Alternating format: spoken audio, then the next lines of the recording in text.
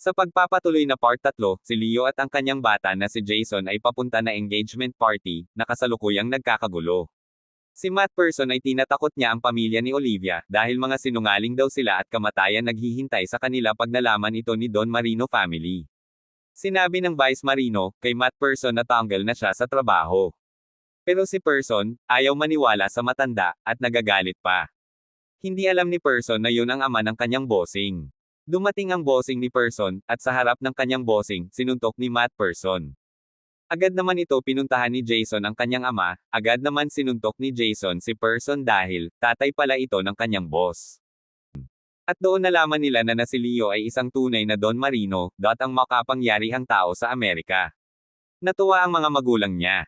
Pero ang mga relative niya, parang hindi na masaya, at nagseselos dahil, mapapangasawa ni Olivia, ang makapangyarihan na tao sa Amerika.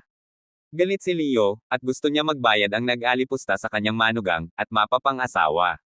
Pumalag naman si Samantha, at tinakot si Leo, dahil daw, may kilala siya na mas makapangyarihan, na si Julian Franco, na kanyang kabit, nalaman ito ng asawa niya, sabi niyang taksil si Samantha.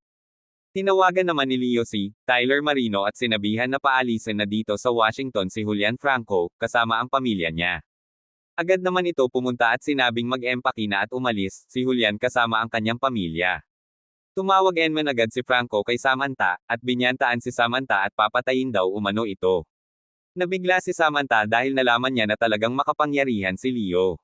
Kawawang Samantha at mga selosong relative ni Olivia, humanda kayo.